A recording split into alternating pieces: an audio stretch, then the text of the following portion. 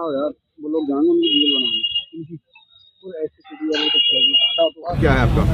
नहीं, आप जिस तरीके से देख रहे हैं कि यहाँ पर जो एडीएम कंपाउंड है इसको एक मिनी जेल के रूप में स्थापित किया गया है और यहाँ से अंदर से बाहर हमको जाने नहीं दिया जा रहा है और कोई भी स्पष्ट कारण नहीं बताया जा रहा है।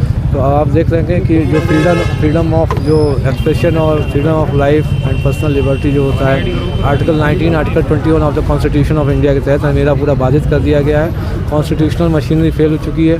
जब फंडामेंटल राइट्स को आप बाधित कर देते हैं इसका मतलब अब जो है इमरजेंसी सिचुएशन आ चुकी हैं।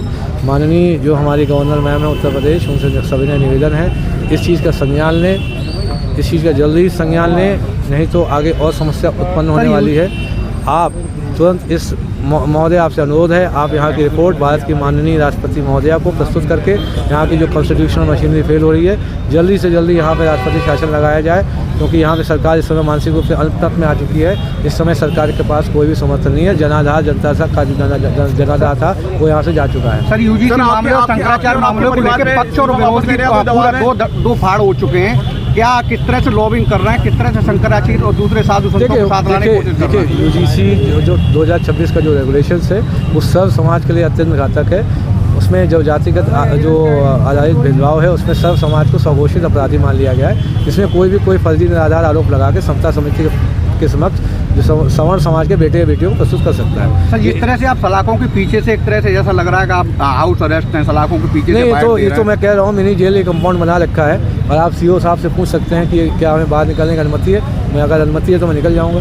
सर कोई सरकार से सुरक्षा और उसको लेके कोई किसी तरह का आपको आश्वासन मिला है? नहीं, देखिए हमारे साथ पूरे प्रशासनिक अधिकारी हैं यहाँ पे, जो सीओ साहब के कई लोग हैं यहाँ साथ में हैं, तो इन लोगों से कोई भय नहीं है। तो अपना सरकार का हमारे अंग रहे हैं, इन लोगों से किसी तरीके का क्या भय होगा। कानपुर में आपका परिवार रहता है, किसी तरह की कोई थ्रेड या किसी तरह की परेशानी? नहीं, कोई किसी तरह की परेशानी नहीं है। हमारा परिवार जो है, अब परिवार हमारा समाज जो है बढ़ चुका है, सिर्फ अपना घर नहीं, अब तो ये पूरा समाज अपना घर है, तो सभी लोगों का सहयोग है। सर क्या आप पे दबाव बनाया जा रहा है कि इस्तीफा वापस ले लें? नहीं, अब इस समय क्या है, एक अलग तरीके के प्रोटोकॉल एक्टिव किए गए हैं। साइकिक वॉरफेयर होता है, जो साइकोलॉजिकल जो साइक ऑपरेशन की तरह एक फर्जी नैरेटिव प्रस्तुत किया जा रहा है कि मेरी वाइफ ने ऐसा कुछ बोला है कि वो इन्होंने अपनी गलती मान ली है और अपना इस्तीफा वापस ले लिया है। ऐसा फर्जी नैरेटिव चलाया जा रहा है।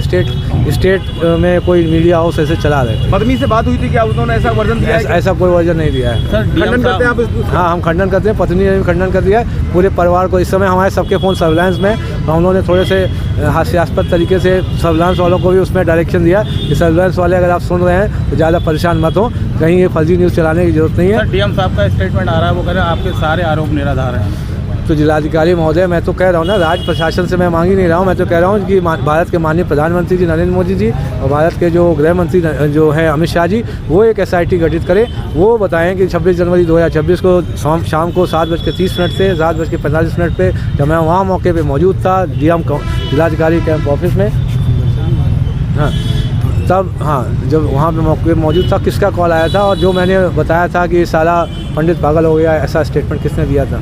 आदेश उनको दिया था कि अब ये जो सिटी मजिस्ट्रेट को है रात भर बैठा के रखना है और ये साला पंडित पागल हो गया, इसको जाने मत देना। अगला स्टेप क्या होगा सर? नहीं, अगला स्टेप हमारा समाज डिसाइड करेगा। हमारे 6 राज्यों में जो विभिन्न संगठनों से वार्ता चल रही है और जो हमारा राज्य है 75 जिलों में हमारे जितने भी संगठन हैं, सब समाज के संगठन है, ब्राह्मण संगठन है, सवर्ण संगठन है, सभी से हम लोग टच पे हैं और जल्द ही जो है इस पर अच्छा एक निर्णय आएगा। कब तक खड़े रहेंगे सर ऐसी? अब जब तक सरकार खड़ा रहे